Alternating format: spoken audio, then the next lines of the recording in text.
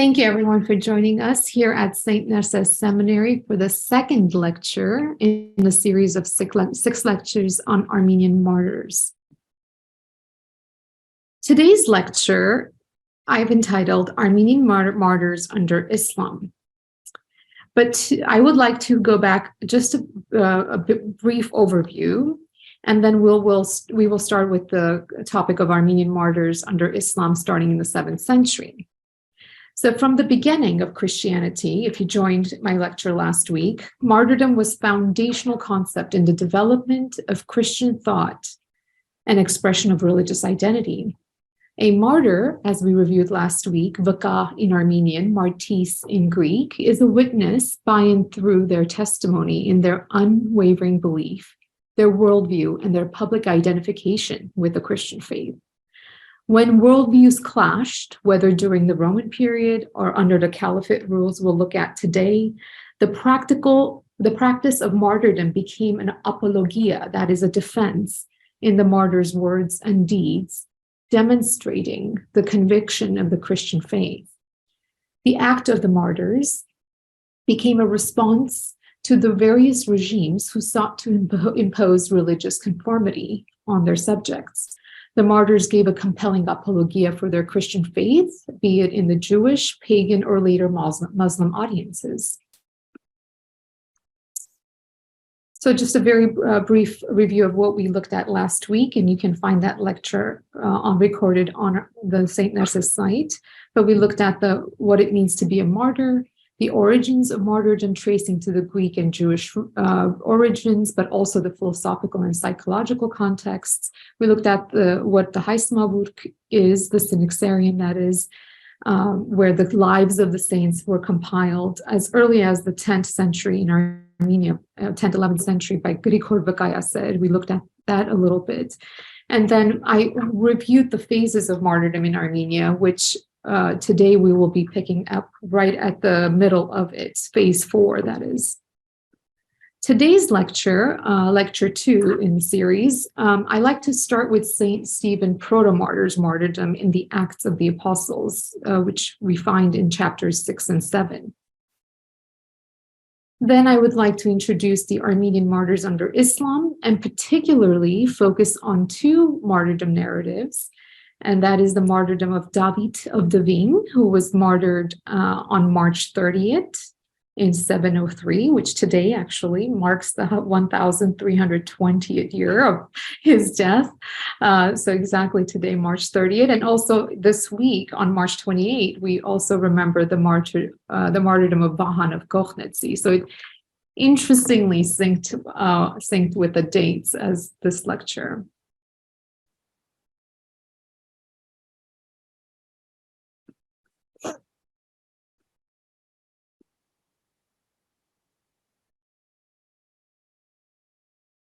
So I introduced St. Stephen the Proto-Martyr as the origin of the archetypical martyrdom for the church to emulate and celebrate.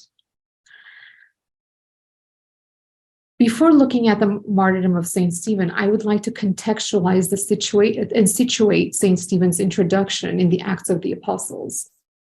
Acts chapter 5 closes with the image of the flourishing of the Christian community and the miracles and the activities that the apostles were doing and experiencing in the first few years of the church, of the development of the church.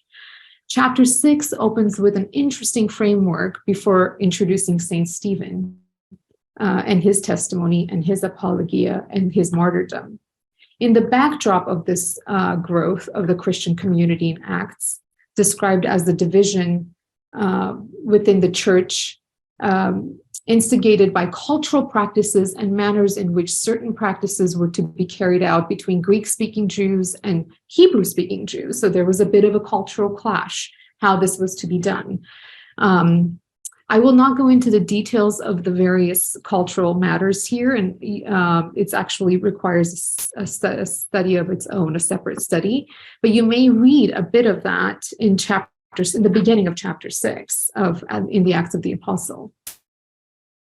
However, in order for the apostles to resolve this issue that was being raised between the various cultural clashes of the time as the development of the church in the first century. The apostles decided to select deacons, 7 deacons, one of whom was Saint Stephen.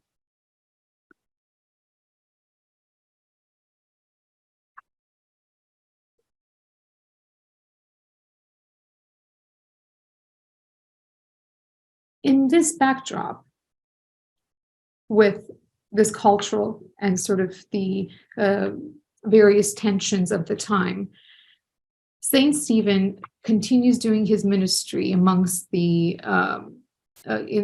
Jews of the time, and sort of spreading the good news as it was commissioned and commanded by Christ, who had commissioned his apostles and now the deacons. In this context, there is a blasphemy that comes about as a charge for Saint Stephen. So here I have listed in this slide, Saint Stephen is accused of blasphemy with a cross-reference to what Christ says in Matthew 26, 59 and 60, which sinks to this idea of the blasphemy. It says, we have heard him, this is coming as a blasphemous charge against Stephen, we have heard him speak blasphemous words against Moses and God. And further, they say that this man does not cease speaking words against this holy place and the law, for we have heard him say that Jesus of Nazarene will destroy this place and will change the customs which Moses delivered to us.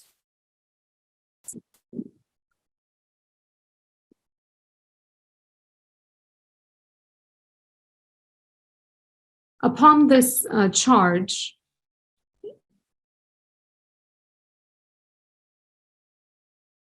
and based on this charge, Saint Stephen is then arrested.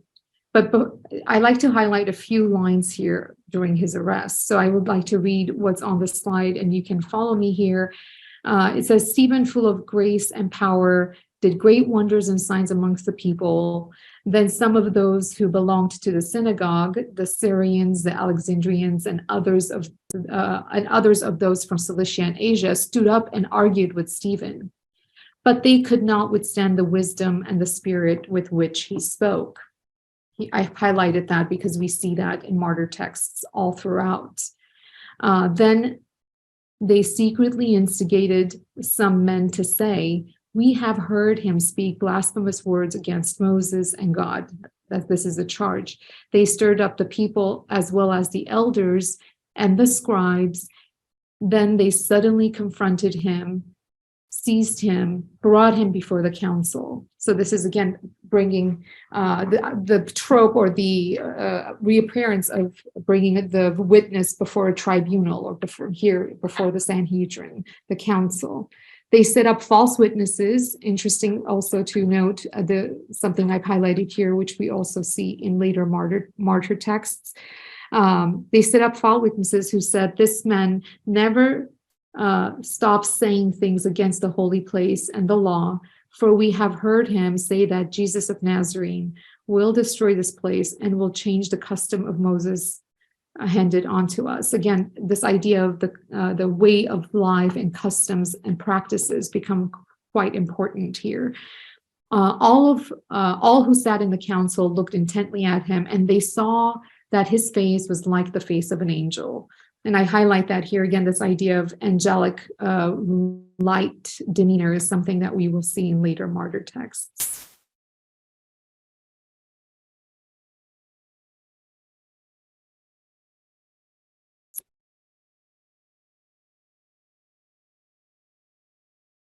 The recurring elements of false testimony, a charge of blasphemy, the expulsion from the city, which we see with Saint Stephen also for his stoning, and the heavenly light and the observation of the heavenly light. All of these are reappearing motifs in martyr texts in martyr texts throughout Armenian martyr text history. Literary techniques embellished and embellishments play a role in the many colorful ways of telling the story of the martyr. As any classical poet would do, the scribe engages in wordplay and offers evocative images to his audience. The martyrologies highlight these embellishments to communicate the point of also drawing back to St. Stephen and the Passion of Christ. Two more things I'd like to highlight about St. Stephen is his speech to the council and the stoning. I shared this miniature painting last week, but I also highlighted here, which captures the stoning of St. Stephen.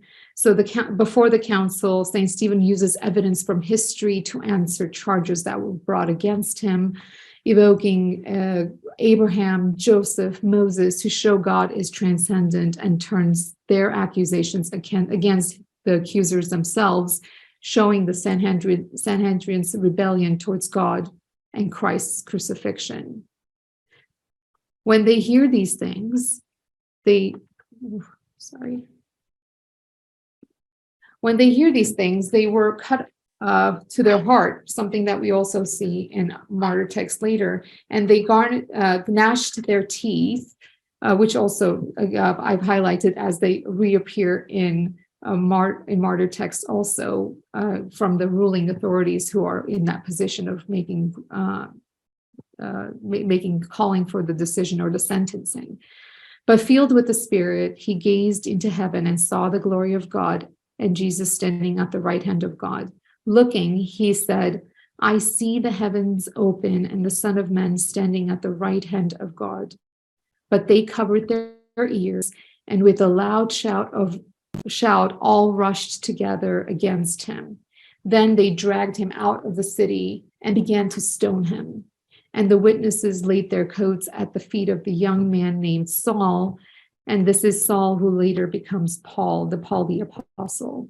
While they were stoning Stephen, he prayed, Lord Jesus, receive my spirit. Then he knelt down and cried out in loud voice, Lord, do not hold this sin against them. And when he said that, he died. So here again, the idea of being dragged out of the city where the stoning takes place. I will show a few more images in just a brief moment about how this was envisioned and later resonating down through the many centuries in Armenian history, in the art and illumination of Armenian history, in remembering, celebrating, and recalling St. Stephen's martyrdom.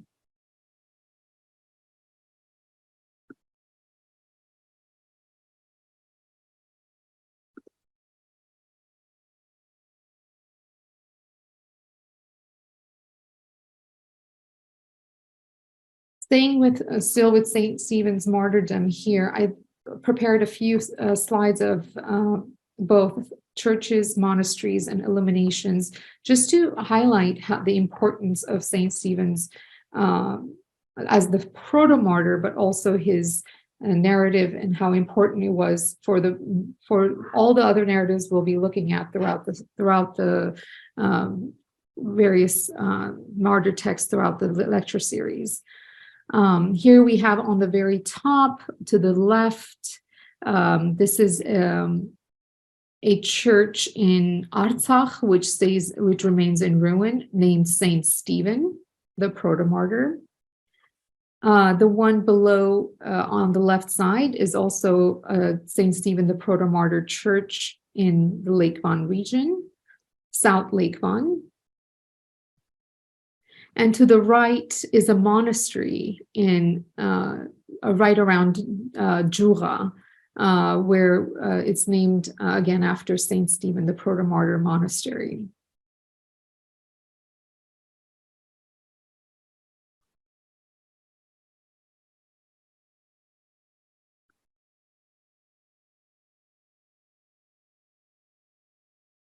And here I have a few illuminations from Armenian manuscripts. We have the stoning of Stephen on the left, which is found in a lectionary from 1356.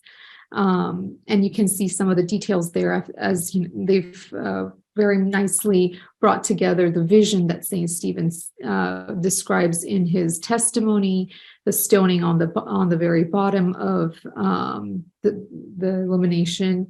And also interesting is this another manuscript that brings the same. If you see the very middle, it's St. Stephen's stoning, where he is covered with the stones all around him, with the rays of light shining upon him from the top. And to the right, I have a gospel illumination from 1263, which is actually now kept in the Friar Museum in Washington, D.C. And this also highlights the laying of the clothes under the feet of, or before Saul, who later becomes Paul the Apostle. And then we have the vision that St. Stephen sees, and also the highlighting his presence, his positioning of being on his knees during this, during the vision and also the stoning.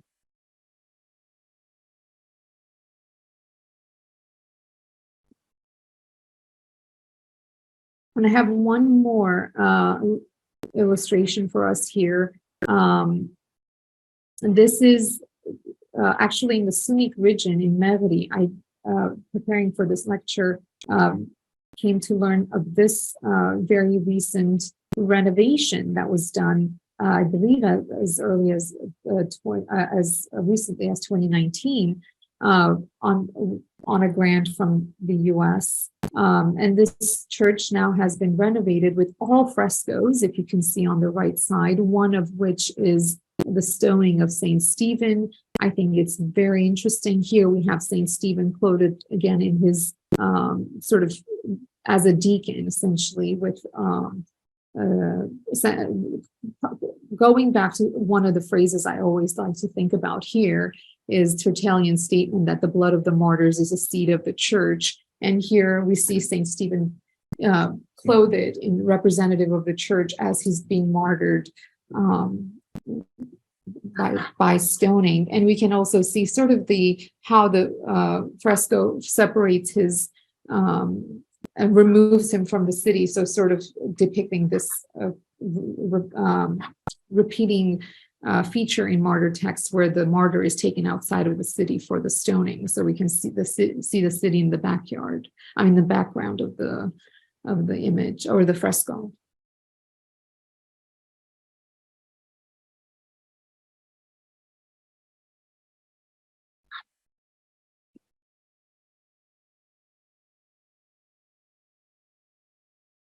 So this is an important background to what I would like to do in the coming martyr texts as I look through the various similarities, but also how the biblical narrative of Saint Stephen the Martyr became a very influential framework and structuring for later martyr texts, both in the early church, but also in medieval times. With that said, I'd like to now turn to the main topic for today's lecture, which is Armenian martyrs under Islam, which I like to begin with in the 8th century with the two figures, Vahan of Gohnetsi and David of Divinetsi. The questions I've posited for the study is raising the questions of under what circumstances did Christians convert to Islam? Why did some of these converts later return to Christianity? And what were the circumstances and the contexts around which Muslims apostatized from Islam? Now, the questions make a few assumptions and a few terminologies, which I would explore in the coming few slides. So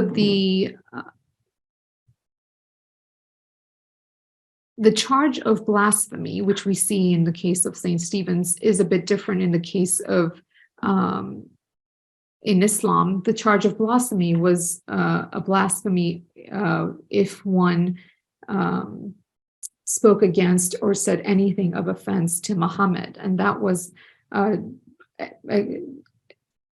actually punishable by death. So the main charge that we're looking at for these two cases today is a charge of apostasy, which developed in the context of Islamic law and shaped the narratives in the narratives of the martyrs. The dialogue between the martyr and his or her executor, with long, deliberate efforts on behalf of the rulers to convince the martyr to return to Islam, because as an apostate, leaving Islam, they expose themselves to the charge of execution, which is by stoning or beheading. And all of these became sort of ways, as we will see in a moment, with both narratives, to convince the martyr to return to Islam to avoid that penalty of that charge.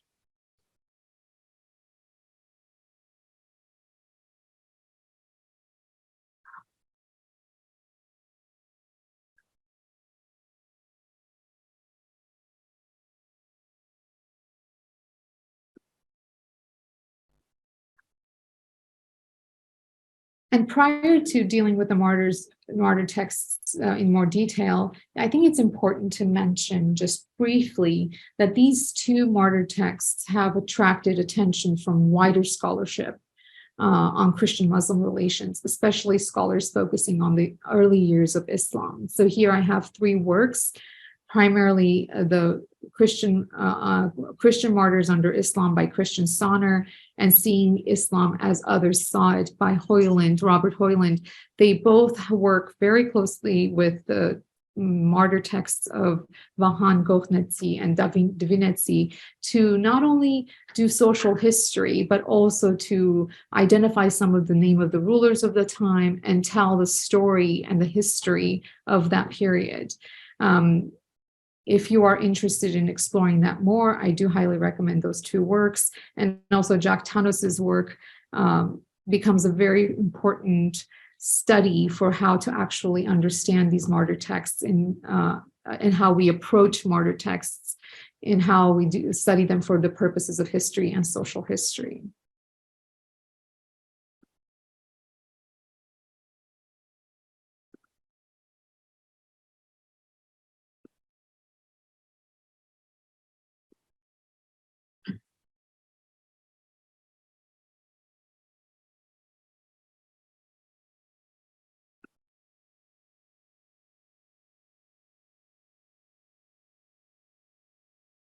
So the first case I like to explore with you is the martyrdom of Vahan of Gochten.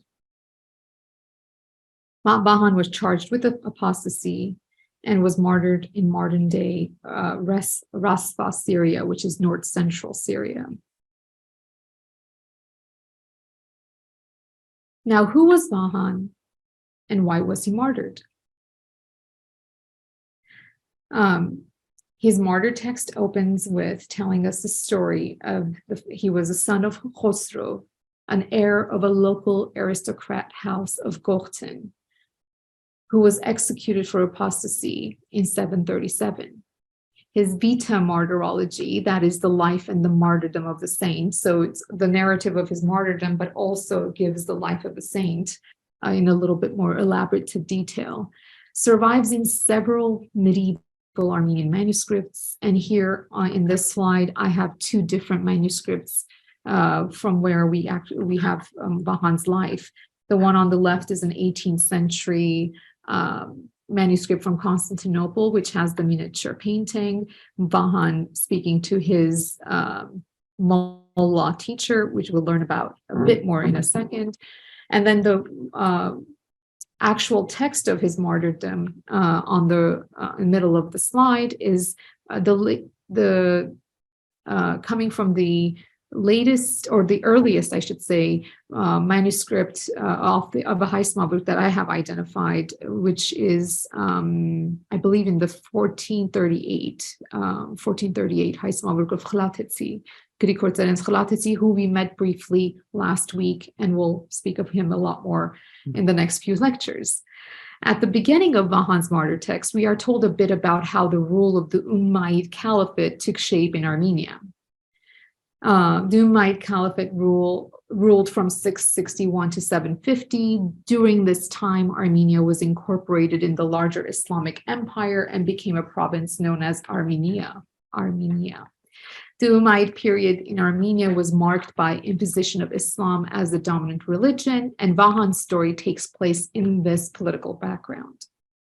The narrative describes an event where the Tajiks, that is a Muslim army, during their raids, assembled a number of high-ranking Armenian ecclesiastes in two churches, locked the doors, and demanded an oath of Islam, or oath to Islam. Not receiving the desired outcome, they burned the church with the men in it. Other nobles were also tortured so that they would reveal the whereabouts of their wealth, then were either killed or led to captivity, first in Devine and later in Damascus. The martyr text further elaborates the suffering of the clergy and nobility and the death of 5,000 people in and around Nakhichevan. During this time, Vahan's father Khosrov was killed in Gokhtin, and Vahan, who was only 4 years old, was taken captive and brought to Damascus. He was circumcised according to the Muslim customs, and his name was changed to Wahab. He was placed under a mullah for his education, and he was found to be extremely talented and especially astute in his studies of the Quran.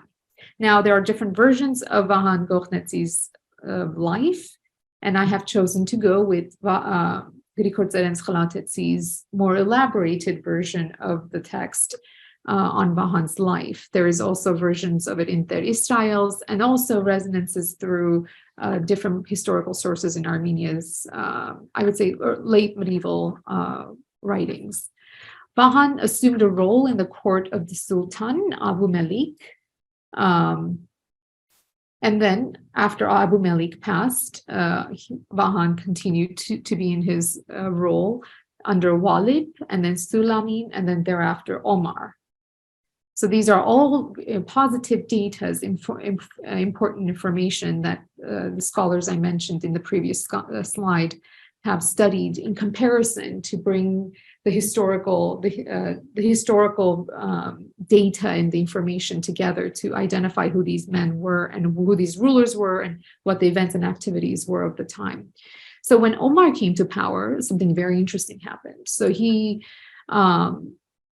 was determined to right the wrongs of his predecessor rulers and commended to gather all those who had been captive during those raids and to free them and release them for each one to return to their ancestral lands.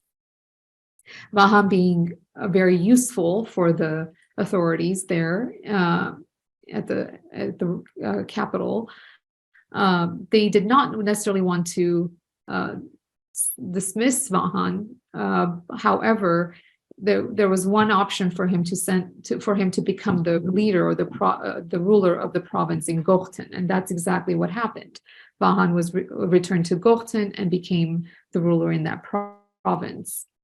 And while he was there, and remember, he has come from here, and as the story began, he was 4 years old when he left.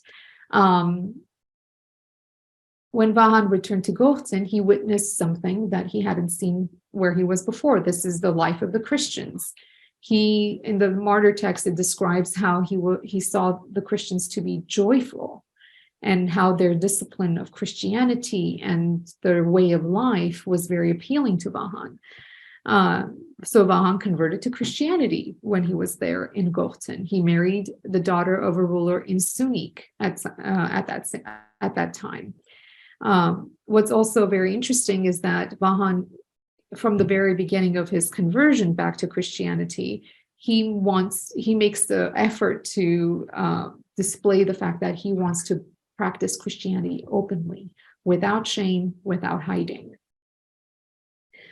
Vahan stays in Sunik for a while, for another year in Sunik and Vayotzur. Then his martyr text follows him through various monasteries where he spends some time there in his spiritual disciplines and in prayer. And during his time at a monastery, which was around Sevan, he witnessed an unspeakable light that appeared to him and an audible voice that gave him that confirmation that, as it's stated in the text, it says, your sins are forgiven. Your sins of ignorance have been forgiven to you. you have been released through the testimony of your blood. I find this interesting because the idea of the blood of the martyrs as a way of a baptismal sort of as a baptism for salvation seems to be hinted here. So then carrying on with the narrative of Vahan's journey, the abode of that monastery warns Vahan of the consequences if he was to openly share his faith and also live his faith, because he was an apostate. The monastery abode knew Vahan, having been a Muslim, having come back to Christianity, was exposed to the charges of apostasy under Islam. Vahan's response to the abode is very frank. He says something along the lines of, I am obligated to fulfill what is lacking in the suffering of Christ in my body. So he goes on in this poetic way of saying, for his insults, insults, for his dishonor, dishonor, for his persecution, persecution, and for trials and condemnations in the places of the holy witnesses, a righteous testimony, for I am a Christian. So with this conviction, Vahan then journeys to go to the city of Rasfa, where his teacher, the mullah, had taught him the Quran. He expresses to his teacher there that he has come in order to bear a testimony to Christ. Now the mullah, in the text he's called Danishman, warns him that this is very dangerous and that he should not continue saying and living in this way. And he was very much, the Danishman by law could have turned Vahan in immediately, but the text shows a bit of warmth towards Vahan because he, having been his student, he wants to spare him and not to betray him to the authorities.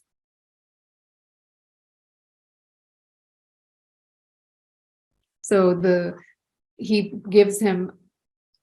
text says he gives him one dekan and says, go away and do not betray your youth to torture and your life to death.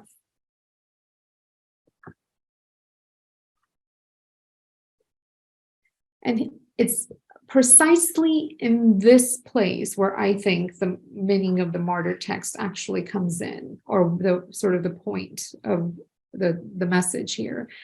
Vahan's response to the mullah goes something along the lines of, understand, mullah, that I did not take your faith by my own will, but in ignorance and unwillingly in my youth. So here comes the idea, the issue of the human free will and the conviction and the consciousness question, which we will be exploring in each lecture. At this point, the mullah is left with no option but to take Vahan to the emir, where they very gently try to convince him to return to the religion of Islam, to Islam. Vahan responds saying, in all the efforts as they try to speak Vahan or convince Vahan to return to Islam, Vahan replies with this comment. He says, what I held of your laws, I put away for myself, because darkness flees from light as your traditions from me. And this language and imagery of light become very important. And it's interesting that Vahan also points that out here. After this point, the emir tries to explain to Vahan that he has been led astray, that the emir and the emir then begins to make the promises of treasures and greatness and richness, of all sorts of riches, if he would just come to the law of Muhammad. But Vahan's wish is very simple. He asks the emir in simple terms that he does not want all those treasures and greatness, but for the emir to simply give him permission for him to remain Christian, But not just that, openly. He wants to practice his Christianity openly, without shame, and not having to hide it. This angers the Emir, and he throws Vahan into prison for 8 days. And there is this addition of the torture of no eating and drinking, which we see again. It's a trope in martyr texts, where we see sort of almost like signposting. And the emirs sent him every day a danishman, a mullah, in order to speak to him from the scriptures, that is the Quran, and to persuade him. However, the Holy Vartan, with divine wisdom, turns the mullah away each time. After which, after some time, a priest visits Vahan, where he takes the communion of the body of Christ. And after much threats and prolonged pleadings, the Emir not being able to persuade Vahan to return to Islam, his head is cut off. So he is executed according to the law, and the charge and the penalty for apostasy.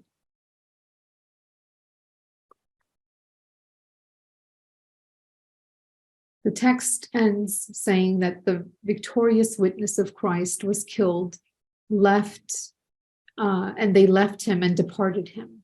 And none of the Christians dared to come near him of fear of the Muslims. Again, this is something we see in the martyr texts all throughout, where the Christian community is hiding at the point of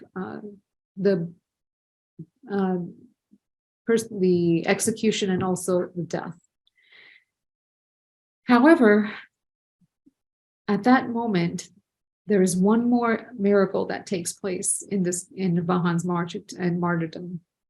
In the night time, a Muslim sees the bright light dawning over Vahan's dead body. The Amir, learning of this vision, is frightened. And for this reason, he calls out the Christian community to take him and to give him an honorable burial. And in this way, Vahan was executed on Monday, March 28, on 737, at the 9th hour, it says, which creates this interesting parallel with the Passion of Christ. And this happened, it says, 34 years after Vahan was taken captive. So this makes Vahan 38 years old.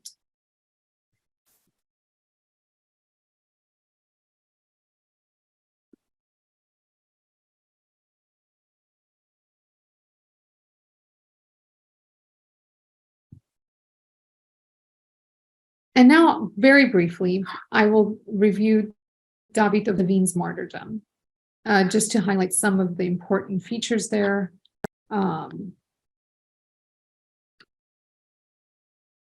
What's very, David of the Wien's martyrdom is before Vahan of Gornetsi, but I chose to show a case where there is a Christian apostasy from Islam, and now we have a case where there is a Muslim. The text describes Persian by race, but now scholars believe that this could actually be an Arab, which I will not get into the details of that. But he's described to be a Persian by race and his faith to be Muslim, but his mother was a Christian. So David, having seen the again, what's very interesting in David's case is that having seen the modesty of Christianity, or the modest way of living the Christian faith and the different Christian disciplines, he himself actually volunteers and goes to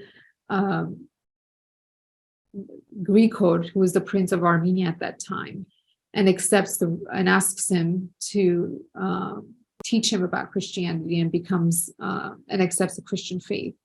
So Actually, the Greek or the prince takes David to Katerikos Anastas, and he is there under instruction and care of the Katerikos, after which, at some point, learning about the Christian faith, he becomes a Christian. Now, again, this is an apostasy from Islam, so David Divinity also faces a very similar case we saw with Vahan. David of Divine, he actually, after becoming Christian, he marries a Christian woman, ends up having children whom he raises them in the Christian way of life. And after having lived a full life, and the text tells us that he was of a good old age, at one point, the Muslim Emir of Divine, who's at that time named Abdullah, began to demand taxes from the Armenian Christians.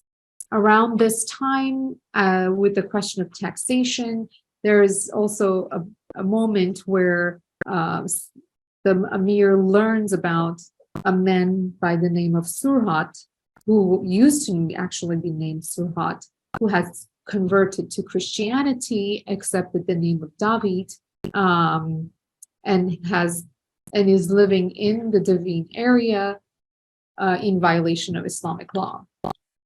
So all of this comes to the attention of the local ruler at the time, which then, from that point on, the rest of the stories picks up quite similarly to what it would happen to an apostate. The ruler is angered. He takes David captive into a prison, leaves him with no food or drinks for 8 days. After some 8 days later, he makes certain promises and tells him something along the lines of, when are you going to turn from your stubborn ways? And David actually responds, and all of these are sort of the embellishments of how the defense or the apologia of the Christian in the presence of tribunals, in this case the emirs, functioned. So then here we have David responding and saying something along the lines of, the stubborn one is you, who do not come to the true knowledge of God and the Christian faith. The emir, hearing this, there's a scene where they try to force David to stomp on a cross. They beat him with this cross, and then eventually he becomes a martyr on that cross. He is tied to the cross with ropes eventually, and then he is killed by death by crucifixion. And this happens to be not too far from the Kateriko saint at the time. In the text, we have the religious leaders showing up and seen not too much after the events. And it's interesting to notice also that this is really a case where the Muslims are, in their eye, from their position, enforcing their law, as David, similar to the case of Vahan, was a violation of the law of apostasy, and the punishment for that was an execution.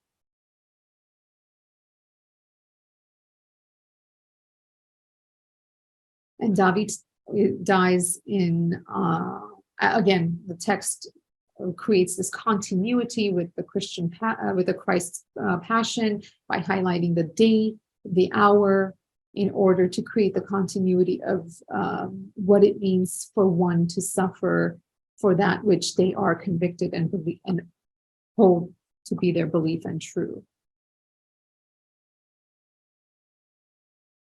And here in the slide, if we may just turn our attention to it briefly, I have on the left an 18th century manuscript from Constantinople again. It's the same manuscript, a high smuggled manuscript coming from, I also showed for David Vahan Gokhnetsi. And then on the right is the publication from 1706 in print Grikodzerens Platensis Heismaburg, also from which I actually have drawn out the narrative for our study today. Just to bring all of this to summary, what I'd like to repeat from last lectures, and also what it will be true in moving forward to next week and the week after, ultimately, the free will and the conviction of the martyr becomes a very important element in these texts.